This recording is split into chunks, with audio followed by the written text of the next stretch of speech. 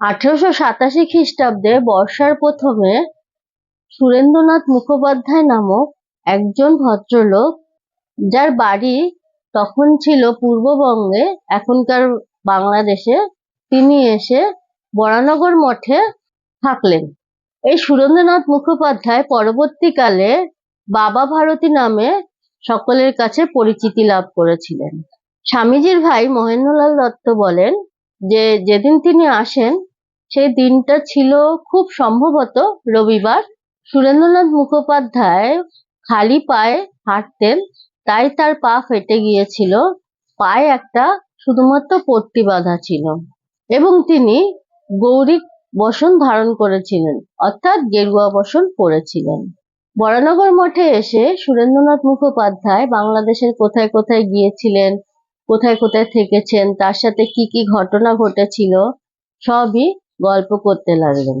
সুরেন্দ্রনাথ মুখোপাধ্যায়ের প্রাণটি বড়ই সরল ছিল এবং মনে তার কোনো ঘোরপ্যাচ ছিল না, সেই জন্য সকলেই তাকে শ্রদ্ধা করতেন। ঠাকুর শ্রী শ্রী রামকৃষ্ণ দেবের সাথে সুরেন্দ্রনাথ মুখোপাধ্যায়ের সাক্ষাৎ কেমন হয়েছিল সেই ঘটনাটাই তিনি সকলকে বলেছিলেন। সুরেন্দ্রনাথ মুখোপাধ্যায় বলেন যে তিনি স্টার থিয়েটারে অভিনয় দেখতে গেছেন, অভিনয় শেষ হয়েছে, তারপরে তিনি গিরিশচন্দ্র ঘোষ আর কৃষ্ণধন দত্ত এই তিনজনে মিলে খুব মদ খেলেন। মদ খাওয়ার পর হঠাৎ তাদের খেয়াল উঠল যে চলো এখনই ঠাকুর পরমহংসদেবকে দেখতে যাব। তো যেই ভাবনা সেই কাজ। তখন প্রায় রাত্রি 1:30-2 বাজে। তিনজনেই একটি গাড়ি ভাড়া করে চললেন দক্ষিণেশ্বরে।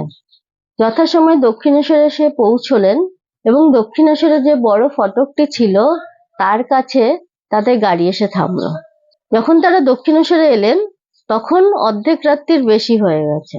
স্বাভাবিকভাবেই ফটকের দরজা বন্ধ ছিল, তারা ঢুকতে পারছিলেন না। তখন তারা কি করলেন, ফটকে যে দারোয়ান ছিল তাকে 1 টাকা বকশিস দিলেন। 1 টাকা পেয়ে ফটকের দারোয়ান ফটক খুলে দিল। তারা সোজা চলে গেলেন ঠাকুর শ্রী শ্রী রামকৃষ্ণ দেবের ঘরে। তারা তিনজনে গিয়ে ঠাকুরের দরজার কাছে চিৎকার শুরু করলেন। তার সাথে সাথে দরজায় কিল চাপড় মারতে লাগলেন।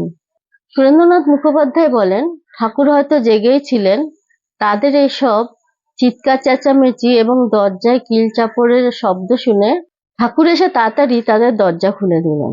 তারা ঘরে প্রবেশ করলেন। এরপরে কি করলো শুনুন।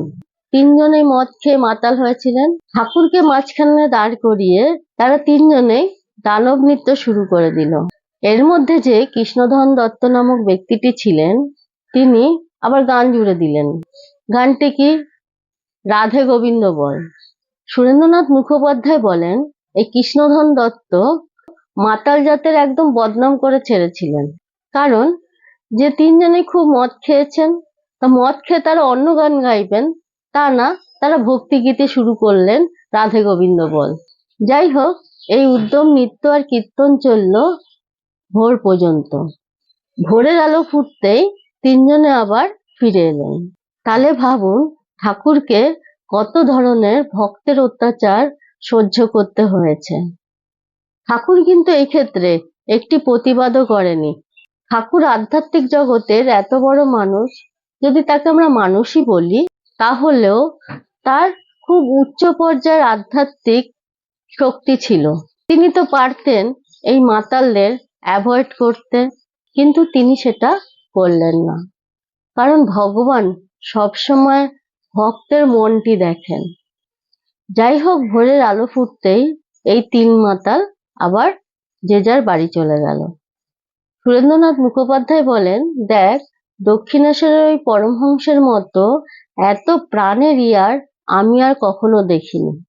ভগবান এক একজনের কাছে এক এক রূপে ধরা দেন, এক এক ভাবে ধরা দেন। তা সুরেন্দ্রনাথ মুখোপাধ্যায়ের কাছে অবতার শ্রী শ্রী রামকৃষ্ণ, তিনি প্রাণের ইয়ার অর্থাৎ প্রাণের বন্ধু হিসাবে ধরা দিয়েছিলেন।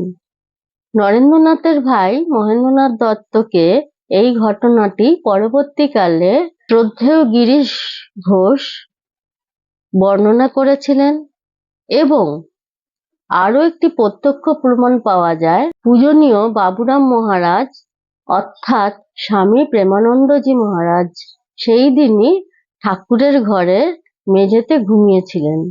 তো তিনিও এই ব্যাপারটি চাক্ষুষ দেখেছিলেন।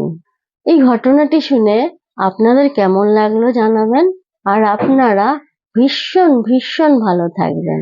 আজ আসি।